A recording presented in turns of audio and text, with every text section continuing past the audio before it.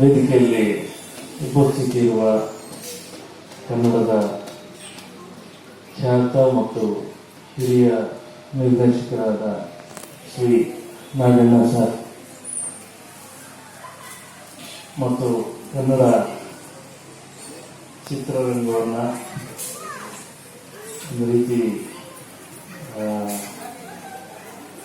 ಸೆರೆ ಮಾಡಿ ಇಟ್ಟುಕೊಂಡಿರುವಂಥ ಕನ್ನಡದ ಖ್ಯಾತ ಛಾಯಾಚಿತ್ರ ಪತ್ರಕರ್ತರಾದ ಚಿತ್ರಲೋಕದ ವೀರೇಶನ ಮತ್ತು ಅನೇಕ ಹೆಸರು ನಮಗೆ ಗೊತ್ತಿಲ್ಲ, ದಯಮಾಡಿ ಕ್ಷಮೆ ಇದೆ.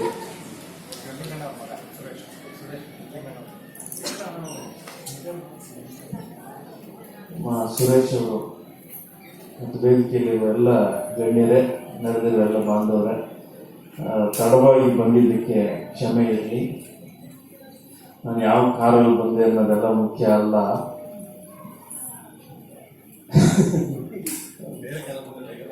ಬೇಗ ಬರ್ತೀನಿ.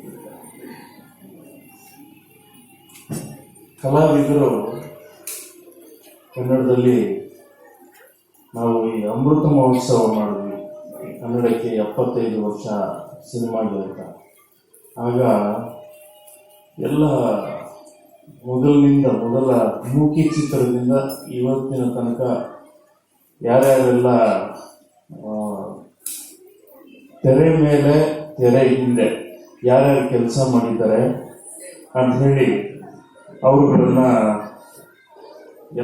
ಪ್ರತಿಯೊಬ್ಬರನ್ನು ಗುರುತಿಸ್ಬೇಕು ಅಂತ ಹೇಳಿ ಎಲ್ಲ ನಿಧಿ ಆಗಿದ್ದು ನೋಡ್ತಿದ್ವಿ.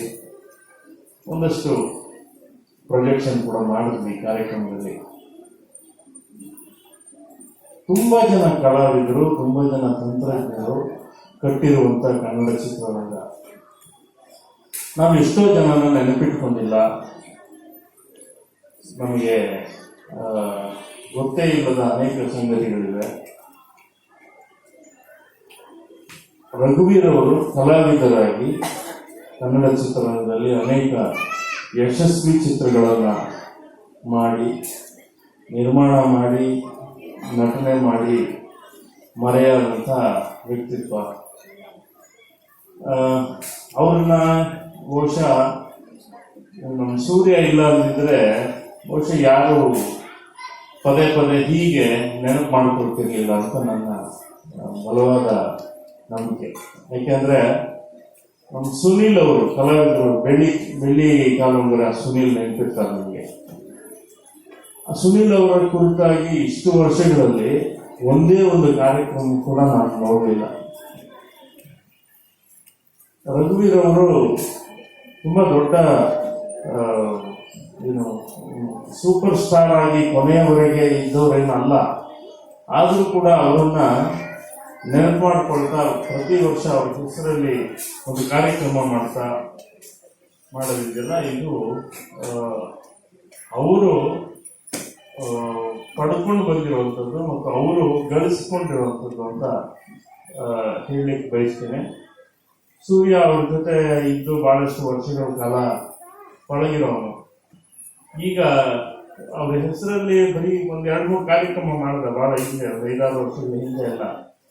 ಆಮೇಲೆ ಟ್ರಸ್ಟ್ ಅನ್ನುವ ಒಂದು ಟ್ರಸ್ಟ್ನ ಮೇಲೆ ಬಂದು ಶ್ರೀ ರಘುವೀರ್ ಕಲಾ ಸೇವಾ ಟ್ರಸ್ಟ್ ಅಂತ, ರಘುವೀರ್ ಅವರು ಮಾಡಿರುವಂಥ ಕಲೆ ಸೇವೆಯನ್ನು ಗುರುತಿಸ್ತಾ ಅದರ ಜೊತೆಗೆ ಹೊಸಬರನ್ನ ಪ್ರೋತ್ಸಾಹ ಕೊಡುವಂಥ ಕೆಲಸ ಮತ್ತು ಇವತ್ತು ಅನೇಕ ವಿದ್ಯಾರ್ಥಿಗಳಿಗೆ ಕೂಡ ಅಭಿನಂದಿಸುವಂಥ ಕೆಲಸ.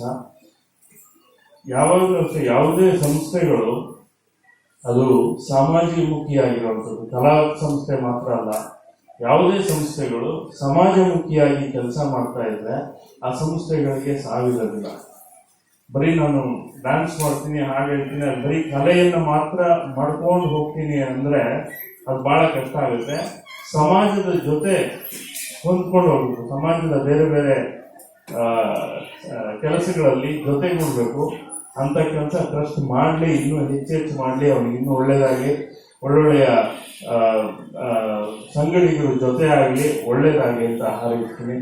ಭಾಳ ದೂರದಿಂದ ಸುಸ್ತಾಗಿದ್ದೀನಿ, ಬಂದು ಭಾಳ ಪ್ರೀತಿಯಿಂದ ಬಂದಿದ್ದೀನಿ. ಒಳ್ಳೆಯದಾಗಲಿ, ಈ ಸಂಸ್ಥೆ ಇನ್ನಷ್ಟು ಮತ್ತಷ್ಟು ಗಟ್ಟಿಯಾಗಿ ಬೆಳೀಲಿ ಅಂತ ಹಾರೈಸ್ತೀನಿ. ಶುಭವಾಗಲಿ. ನಮಸ್ಕಾರ.